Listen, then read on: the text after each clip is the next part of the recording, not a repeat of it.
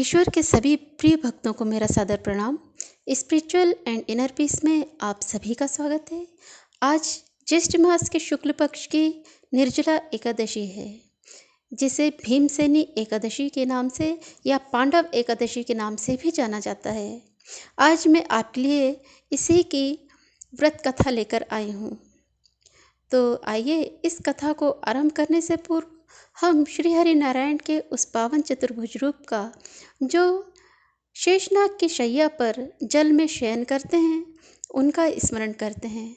साथ ही माता महालक्ष्मी का स्मरण करते हैं, उनकी वंदना करते हैं और माता एकादशी का स्मरण करते हैं और उनसे ये आशीष मांगते हैं कि हमें समस्त पापों से, सारे ही दोषों से मुक्त करें तथा भगवान की भक्ति प्रदान करें। तो आइए इन्हीं भावों के साथ में हम इस कथा को आरंभ करते हैं। 88,000 ऋषि मुनि बड़ी तन्मयता से एकादशियों की पापनाशक व रोचक कथाएं सुनकर आनंद विभोर हो रहे थे। अब सभी ने ज्येष्ठ मास के शुक्ल पक्ष की एकादशी की कथा सुनने की इच्छा व्यक्त की। तब सूत जी कहने लगे कि एक बार जब श्री कृष्ण जी सभी पांडव बंधुओं को एकादशियों की व्रत कथाएं सुना रहे थे, तभी भीमसेन जी ने यह प्रश्न श्री कृष्ण जी से किया था। वही कथा आज मैं आपको सुनाता हूँ। जब भीमसेन जी श्री कृष्ण जी से कहने लगे कि द्रौपदी, माता कुंती, भ्राता युधिष्ठिर, नकुल और सहदेव सभी मुझसे व्रत के लिए कहते हैं, परंतु मेरे उदर में व्रक अग्नि जलती रहती है, जिसके कारण मैं भोजन किए बिना रह ही नहीं सकता हूँ। ऐसी दशा में मुझे क्या करना चाहिए? तब श्री कृष्ण जी मुस्कुराते हुए कहने लगे कि इसका उत्तर तो आपके पितामह सत्यवती नंदन श्री व्यास जी ही दे सकते हैं।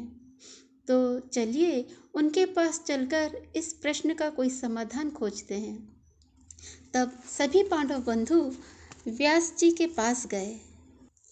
तब भीमसेन जी व्यास जी से कहने लगे, हे पितामह, भ्राता युधिष्ठिर, माता कुंती, द्रौपदी, अर्जुन, नकुल और सहदेव आदि सभी एकादशी के दिन व्रत करते हैं। मैं उनसे कहता हूँ कि भाई, मैं भक्ति पूर्वक भगवान का पूजन कर सकता हूँ और दान भी दे सकता हूँ, परंतु भूखा नहीं रह सकता। इस पर व्यास जी बोले कि भीमसेन, वे सभी सत्य ही कहते हैं। शास्त्रों में वर्णन है कि एकादशी के दिन अन्न को ग्रहण नहीं करना चाहिए। यदि आपको नर्क बुरा लगता है और स्वर्ग अच्छा लगता है, उसे आप अच्छा समझते हैं, श्रेष्ठ समझते हैं, तो प्रत्येक मास की दोनों एकादशियों को अन्न का त्याग करें। इस पर भीमसेन जी बोले कि हे पितामह, आपसे मैं प्रथम कह चुका हूँ कि मैं एक दिन एक समय भी भोजन किए बिना नहीं रह सकता। फिर मेरे लिए पूरे दिन का उपवास करना तो अत्यंत कठिन कार्य है। मेरे पेट में व्रक अग्नि जलती रहती है, जो अधिक अन्न खाने के पश्चात ही शांत होती है। यदि मैं प्रयत्न करूं तो वर्ष में एक एकादशी का व्रत अवश्य ही कर सकता हूँ। अतः आप मुझे कोई एक ऐसा व्रत बतलाएं जिसके करने के पश्चात मैं स्वर्ग की प्राप्ति कर सकूं। तब व्यास जी कहने लगे कि हे वायुपुत्र, बड़े बड़े ऋषि और महर्षियों ने बहुत से शास्त्र आदि बनाए हैं।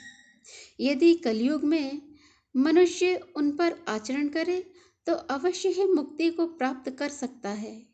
उसमें धन बहुत कम खर्च होता है। उसमें से जो पुराणों का सार है वह यह है कि मनुष्य को दोनों पक्षों की एकादशियों का व्रत करना चाहिए। इससे उन्हें स्वर्ग की प्राप्ति होती है। इसके पश्चात व्यास जी कहने लगे कि भीमसेन, कृष्ण और मिथुन संक्रांति के मध्य में जो ज्येष्ठ मास के शुक्ल पक्ष की एकादशी होती है, उसका निर्जल व्रत करना चाहिए।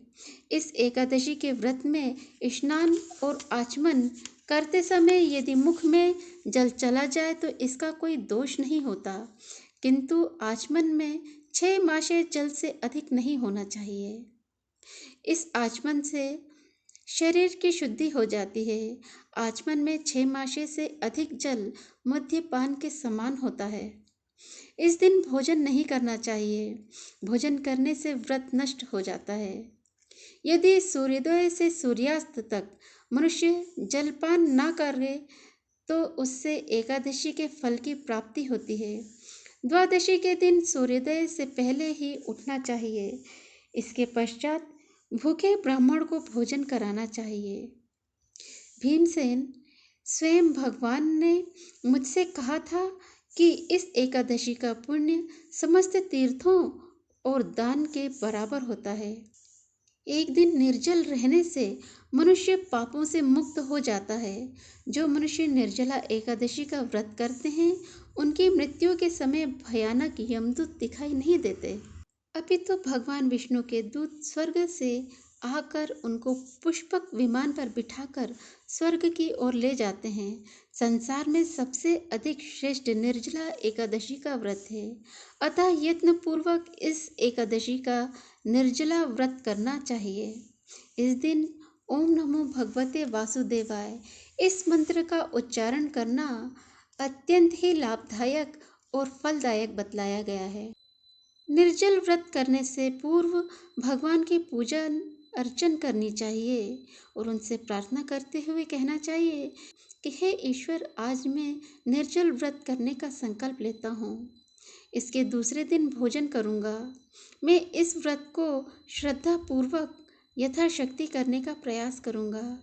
मेरे सभी पाप नष्ट हो जाएं। इस दिन जल से भरा हुआ घड़ा वस्त्र आदि से ढककर स्वर्ण सहित किसी सुपात्र को दान देना चाहिए। जो मनुष्य इस व्रत के अंतराल में स्नान तप आदि करते हैं उनको करोड़ पल स्वर्ण दान का फल मिलता है। जो मनुष्य इस दिन यज्ञ होम आदि करते हैं उसके फल का वर्णन नहीं किया जा सकता। इस निर्जला एकादशी व्रत के पुण्य फल से मनुष्य विष्णु लोक को प्राप्त कर सकता है। जो मनुष्य इस दिन अन्न को ग्रहण करते हैं उन्हें चंडाल समझना चाहिए। वे अंत में नरक को जाते हैं। ब्रह्म हत्या, मद्यपान करने वाले, चोरी करने वाले, गुरु से द्वेष करने वाले, असत्य बोलने वाले तथा झूठा वेद रचने वाले, इस व्रत को करने से उनके समस्त पाप नष्ट होते हैं तथा स्वर्ग की ओर प्रयाण करने का मार्ग उनका प्रशस्त होता है। अतः हे कुंती नंदन, जो पुरुष या स्त्री इस व्रत को श्रद्धा पूर्वक करते हैं उन्हें सर्वप्रथम विष्णु भगवान की पूजा करनी चाहिए। तत्पश्चात गोदान करना चाहिए। उस दिन ब्राह्मणों को दक्षिणा, मिष्ठान आदि देना चाहिए। निर्जला एकादशी के दिन मनुष्य को अन्न, वस्त्र, छत्र तथा उपाना आदि का दान करना चाहिए जो शीतलता प्रदान करते हों। जो मनुष्य इस कथा को प्रेम पूर्वक सुनते हैं, पढ़ते हैं अथवा दूसरों को सुनाते हैं वे सभी स्वर्ग के अधिकारी होते हैं। यदि वे चाहें तो बैकुंठ के अधिकारी भी होते हैं। कथा का सार यही है कि यदि कठिन समय हो तो स्वयं को कष्ट देकर भी दूसरों का, उनके लिए कल्याण की भावना रखनी चाहिए। ज्येष्ठ मास के शुक्ल पक्ष की इस एकादशी को निर्जला करने का उद्देश्य ही यही है कि इस समय अत्यधिक गर्मी होती है और ऐसे मौसम में यदि आप जल का त्याग करके दूसरे को जल का दान करते हैं तो इसका पुण्य सर्वाधिक होता है। प्राचीन काल में ब्राह्मण बेरोजगार हुआ करते थे। उनका कोई अपना व्यवसाय नहीं था, उनका अपना कोई रोजगार नहीं था। अतः उन्हें दान दक्षिणा देने का प्रचलन था। परंतु आज कलयुग है तो आज के समय आप कोई भी ज़रूरतमंद को दान दक्षिणा दे सकते हैं। इस भीषण गर्मी में भी यदि आप स्वयं कष्ट को सहन करके दूसरों को, ज़रूरतमंदों को, जो कमज़ोर हैं उन्हें आप अन्न, वस्त्र, छत्र आदि जो शीतलता प्रदान करते हैं, पानी से भरे हुए घड़े को दान करते हैं अर्थात जल का दान करते हैं तो शीतलता प्रदान करने वाले ऐसे द्रव्यों को और जो आपके अंदर पानी की मात्रा को बढ़ाते हैं, जैसे आम का दान करना अत्यधिक शुभ माना गया है। खट्टे पदार्थों से अपने शरीर में पानी का उपयोग अच्छी तरह से उचित प्रकार से होता है, अतः इस दान को श्रेष्ठ माना गया है। इसके अतिरिक्त इसका सार ये भी है कि अपनी कमजोरियां गुरु से और बड़ों से कभी नहीं छुपानी चाहिए। उन पर विश्वास रखना चाहिए, उन्हें अपनी समस्याएं बतलाएं, उनका कोई उचित उपाय बताएंगे और बताए हुए उस उपाय को श्रद्धा और विश्वास के साथ पूर्ण करना चाहिए। जिस तरह पितामह व्यास जी की कृपा से भीमसेन ने इस एकादशी का व्रत किया और उसे सभी एकादशियों के व्रत का पुण्य फल प्राप्त हुआ और वह स्वर्ग का अधिकारी हो सका। यदि आप साल भर सारी ही एकादशियों का व्रत नहीं कर सकते हैं तो आप केवल ज्येष्ठ मास के शुक्ल पक्ष की निर्जला एकादशी का व्रत विधि पूर्वक निर्जल रहकर करके आप संपूर्ण साल भर की एकादशियों के व्रत का फल प्राप्त कर सकते हैं। एक माह में 2 एकादशियां आती हैं, एक कृष्ण पक्ष की, दूसरी शुक्ल पक्ष की। इस तरह से एक साल में 24 एकादशियां होती हैं, परंतु जब अधिक मास आता है तो उस साल एकादशियों की संख्या बढ़कर 26 हो जाती है। इस तरह भीमसेनी एकादशी व्रत को करने से आपको सभी 24 या 26 एकादशियों की फल की प्राप्ति होती है। ये एकादशी भीमसेन रखा करते थे, जो साल भर में एक ही एकादशी या एक ही व्रत को किया करते थे और इसके करने के पश्चात इसके पुण्य फल से उन्हें स्वर्ग की प्राप्ति हुई थी। अतः इसे हम भीमसेनी एकादशी या पांडव एकादशी के नाम से भी जानते हैं। तो ये थी भीमसेनी निर्जला एकादशी व्रत की कथा। आज के लिए केवल इतना ही, हम फिर मिलेंगे। यदि मुझसे कहीं कोई भूल या चूक हुई है, कोई त्रुटि हुई है तो उसके लिए मुझे क्षमा कीजिए। इसके अतिरिक्त यदि आपको मेरा यह चैनल पसंद आता है तो इसे आप लाइक करें, शेयर करें, सब्सक्राइब करें। साथ ही बेल आइकन को प्रेस करके ऑल पर क्लिक करना बिल्कुल ना भूलें, ताकि हमारे सारे ही नोटिफिकेशंस आपको समय पर उपलब्ध हो सकें।